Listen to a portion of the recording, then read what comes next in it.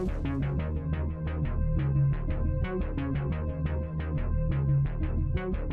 welcome to the program. I'm your host, Ron Whitlock. Our guest on the program today, Wallace Johnson, who is a political science professor at South Texas College. He'll be coming out in the last two segments.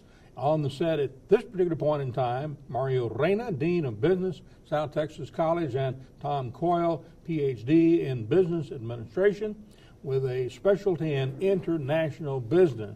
All of this weight on the program, talking about the fact that Barack Obama says if he's elected President of the United States and receives your vote for that office, then he intends to tear up the NAFTA agreement. Now, Dr. Coyle, if Obama does in fact tear up NAFTA, and basically he was making most of those claims of a plan to tear up NAFTA prior to the economic meltdown of the United States and the world, you concur that, in fact, if Obama does tear up NAFTA, it could desperately undermine the economy of the nation and the world. Yes, absolutely. Not only just the border region, but in fact all of North America, probably spilling into the world a little bit. You have to recognize that from, say, 1993 up until 2006, the data that I have, we generated, just in the United States alone, 20 million new jobs during that period of time, most of which you could probably attribute to NAFTA.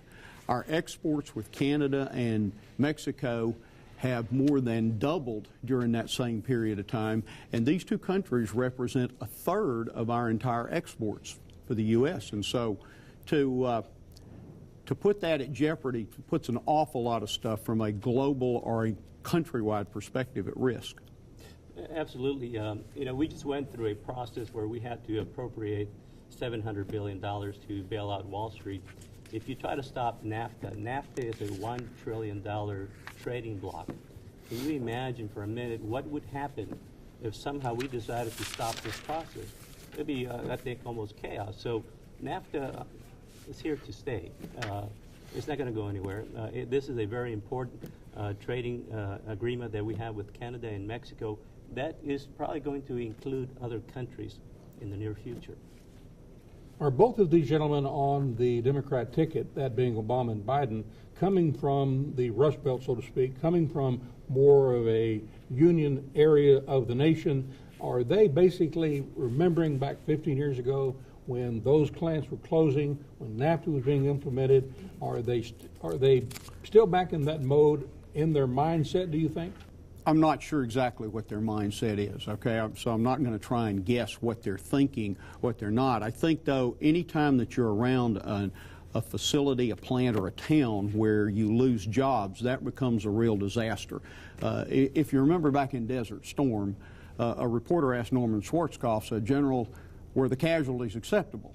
Well, being a combat wounded veteran himself, General Schwarzkopf looked at him and said, "Well, I always look at casualties like this. If I'm not wounded, it's okay. If I'm wounded, it's unacceptable." And so if you come from an area where you might lose a job, you look for some reason to say, well, this must have been the reason. I think our politicians, all of our politicians, Republican and Democrat, might be a little better off if they understood that in world economy, people move manufacturing for only three reasons. I either want to be close to my customer, as in Toyota building a truck plant in Texas and San Antonio. It's a good idea to build a truck plant in the state that buys more trucks than anybody else. Or no transportation costs. Well, absolutely. Or I want to be close to a raw material, a strategic raw material. Louisville Slugger, the folks that make bats, when they decided to get into the aluminum bat business, they went to California. High labor market area, but if you're going to make bats, and aluminum bats are some really sophisticated technology, you need to be close to your material supplier. The third reason people do that is absolute to avoid a calamity. It is a last-ditch effort to stay afloat, okay? That's why you pack up and go somewhere. And having spent 30 years in industry, I've done that more than once. It is a hard thing to do. You risk putting your entire organization at risk if you try and pack up and go somewhere, so it's a tough thing to do. Being able to move, say, to Mexico, which has a lower cost advantage, has one major advantage, and that is most of your suppliers are still here. And I was trying to think as an example for this program when I was getting ready, TRW in Reynosa, Mexico, makes most of the seat belts for the automotive industry. Not just the American automotive industry, but they also export to both Europe and to Japan. They get the fiber, the synthetic fiber, from plants in North Carolina. They get the steel stampings and the springs and the screws and all the things that they need come from both the U.S. and Mexico. They're sent to Reynosa, they're assembled as seat belt and sent out to car manufacturers. If NAFTA were renegotiated to the point that it became more cost disadvantageous for these folks to stay there, and they had to go, say, to somewhere in Asia, there is no doubt that a manufacturer of textiles in North Carolina would just have lost a huge customer. I agree. I have no idea what the thinking is behind all the discussion that's taking place right now. But the people that were impacted obviously have something to say about it. They think that all this jobs, manufacturing jobs, went into Mexico because of NAFTA. Those plants were going to close either way because they were not competitive. Whether they go to Mexico or someplace else, the companies are going to do what they have to do to survive. I think the main issue is NAFTA has been a long process, so everybody knew what was going to take place. So those areas that are being impacted right now should have taken steps, and they are, to prepare the people that were left without those particular jobs, to prepare for the better jobs that have come about because of NAFTA. And there are many, many more jobs that have come out of NAFTA because we have made this comparative advantages with Mexico and Canada. So those are the things I think that politicians should probably be looking at, trying to prepare those that were left without a job for the better jobs that are here right now. If you take all manufacturing as an average, do you know, Ron, what is the average cost of material, cost of a product that's labor? Do you know what percentage the labor cost is in the U.S., something made in the U.S.? No idea. It's about 15%. It's about 35% for material and 50% for overhead. Now, managers are overhead, so I want to be real careful about cutting too much overhead. But overhead is where you find taxes and all kinds of expenses associated with rules and regulations and things that you have to do. Those kinds of things are where the Congress could really help a lot. The wage rate for the actual worker is not the overall labor cost component. The fact is it's just the easiest one to take care of. So what are you saying? Are you saying if Barack Obama does tear up NAFTA, that those jobs are not going to come back? Is that basically what you're saying? I think we would both agree with that. They are not coming back. Mario's exactly right. Companies that had to think about should we or should we not go to Mexico, they were thinking about we're going to have to go somewhere. And so if that's not an option, then we're going, and if they go somewhere else, it's not just that those jobs don't come back. The raw material suppliers, the truck drivers, the folks who worked in the truck stop, the dealership guys, all those guys are now without jobs too. General Motors claims that the maquiladoras located in Mexico protect 700,000 U.S. jobs, some of which would be labor union jobs in the United States. Is that a true statement on the part of General Motors to make that claim? From knowing several GM executives, I would not be the least bit surprised. They're not normally known for exaggerating claims like that. Their claim is if the maquila was not in Mexico or in Canada, then those jobs actually would go offshore to the Far East, to India, to China. I would think that would be exactly true. If you look, for example, at in the lower portion of the Rio Grande Valley for Delphi, for example, and Delphi, the largest employer in the maquila industry, from Matamoros to El Paso, where in Juarez they have their advanced design center.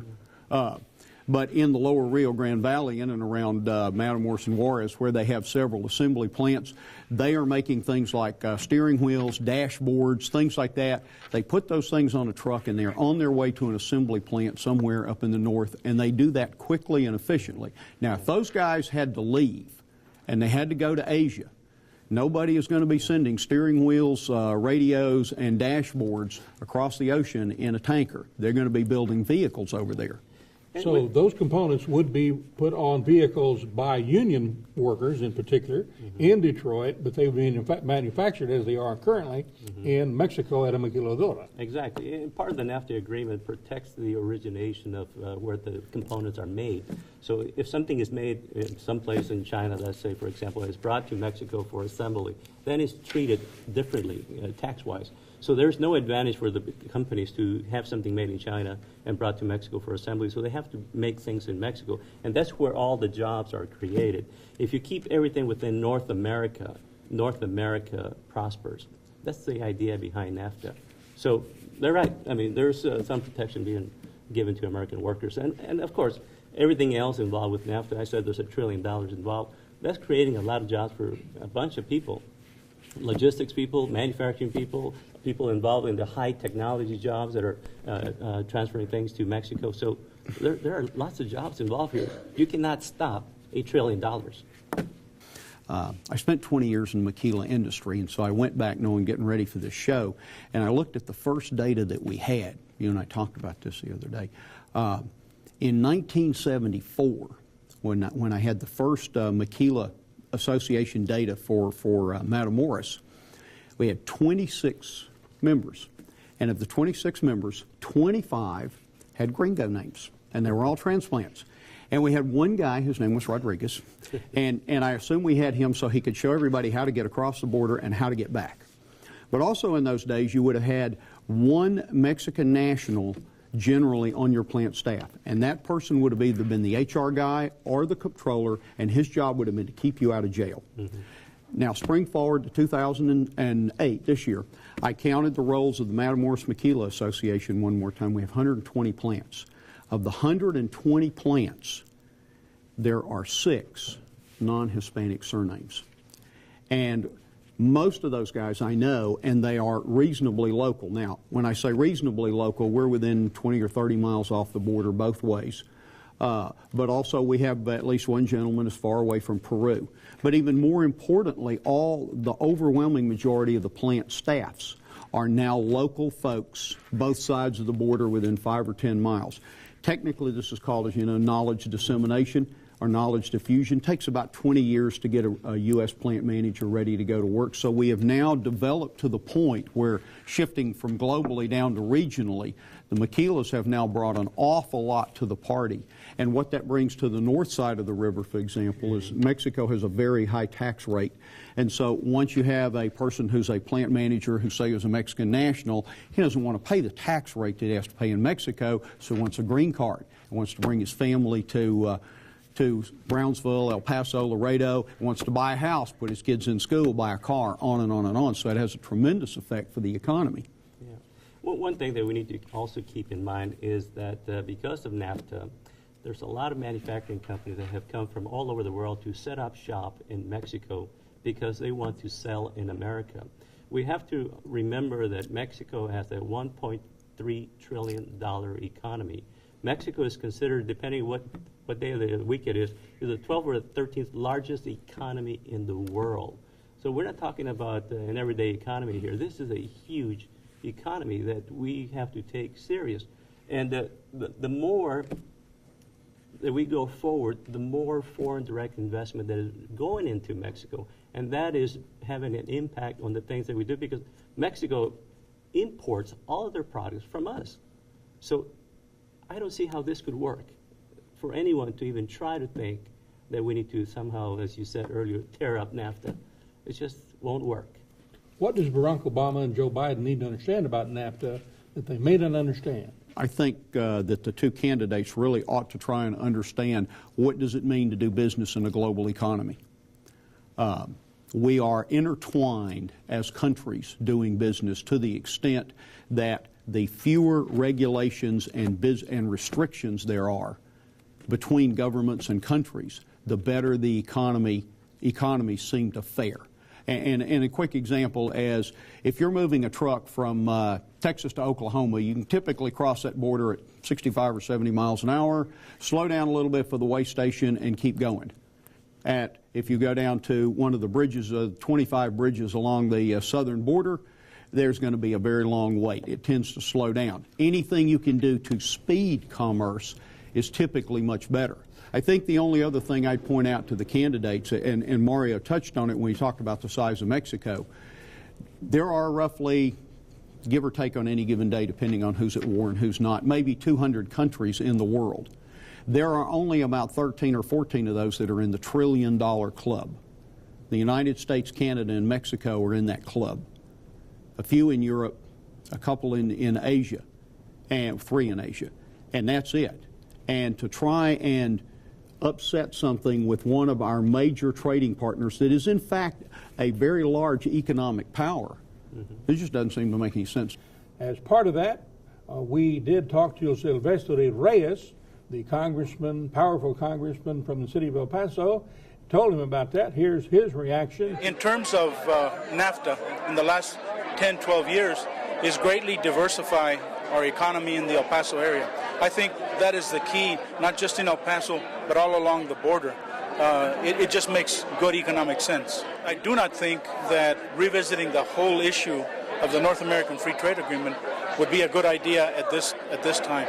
So Wallace, here you hear the powerful congressman from the city of El Paso, where Barack Obama was slightly behind to a small degree.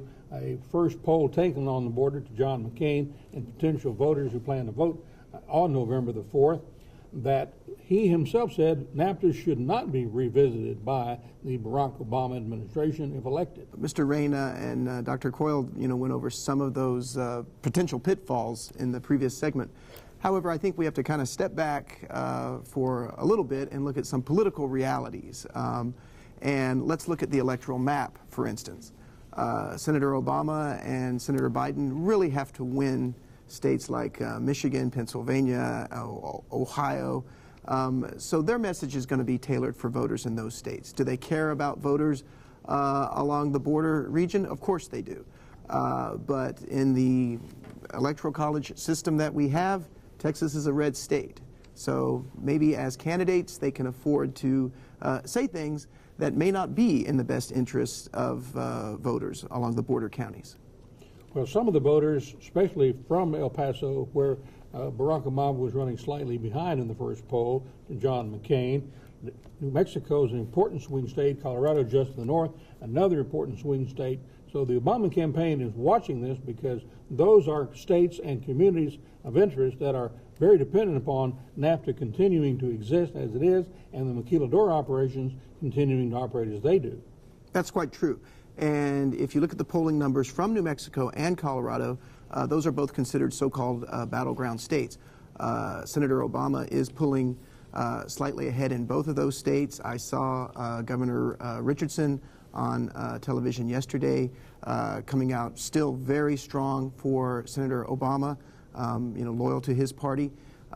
So, we'll just have to see how this plays out.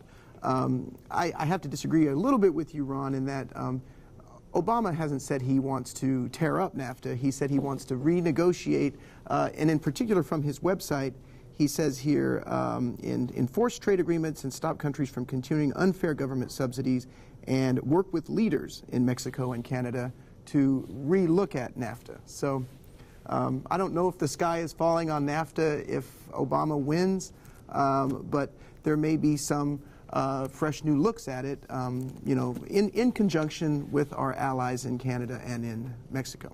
The Canadians have basically taken the position, and the Mexican officials have taken the position, that any opening is basically tearing it up and they want to start all over again, because there are certain things that they have in the agreement that currently are to the advantage of the United States. And they take the position, if you open up that can of worms at all, it's like tearing it up and we're going to start all over again, and the United States may not be happy. In particular, in the first place, Secretary of Economy Eduardo Sojo of Mexico has said he has no intentions, and Mexico has no intentions, of reopening the NAFTA negotiations because 5 million jobs in this country have been brought to Mexico by NAFTA. Now, in an interview that we held with Barack Obama via satellite, he said he had ways he wanted to try and help the Mexican economy. Here's what he told us. What we have to do is work with the Mexican government. We've got to improve economic development on their side of the border so that they're creating jobs and economic development that can provide prosperity for their people. So, Wallace, you're right. Where Barack Obama generally, especially in the primaries, was talking about anti-NAFTA this, anti-NAFTA that, tear up NAFTA this if I'm elected, so forth, even at this point, needing those swing states at this point, still continuing to have somewhat of an anti-trade, anti-NAFTA stance. On the other hand, tells me via satellite that he understands he needs to work with Mexico to improve the economy of Mexico, and if 5 million jobs are NAFTA related, he'd be pretty well hard-pressed to try and mess with NAFTA with that many jobs at stake. NAFTA was a discussion that took place long before it was implemented in January of '94. So people made a lot of decisions based on this particular agreement. So it's a structural process. So you cannot just say we're going to renegotiate, because it has been negotiated already. And the industry in America has made decisions. The industry in Mexico and Canada have made their decisions to see who was going to have the particular comparative advantage so they can do business in this trading bloc. So to renegotiate, it scares a lot of people. And you're talking about an economic factor such as that had been 15 years in evolution. That's a hard thing to do, to try to go back 15 years and restart up steel plants in the Northwest that may have been lost due to NAFTA, or start up cut-and-sew plants along the border in the Rio Grande Valley, Laredo, and El Paso that may have been lost also by virtue of NAFTA. Exactly. Where does McCain stand on trade? Because we've not talked about him during this program. Yeah, I think when you listen to Senator McCain and Governor Palin, I think they tend to take this kind of hands-off approach, free trade, what we call in economics neoliberal approach to international economics. Pretty much the same course that we've been following over the last 15 years or so. It's important to remember that our political parties represent broad coalitions of interests, and Senator McCain represents a certain set of business interests who have benefited from NAFTA. And of course his ideological predispositions towards free market capitalism, whereas Obama represents a broad coalition within the Democratic Party that still includes labor, still includes environmental movements, and they may take a slightly different perspective on free trade. But don't for 1 minute have your viewers think that Obama and Biden are somehow anti-capitalist or something like that. I think if you were to sum up what the Democratic Party would say on this is, of course, entrepreneurial capitalism, let all markets flourish, but with some regulation. And they would use as a reminder perhaps the current crisis. Thank you both for coming and being with us. Wally? Thanks, sir. Mario, thanks again. Thank you for joining us. Till next time, adios.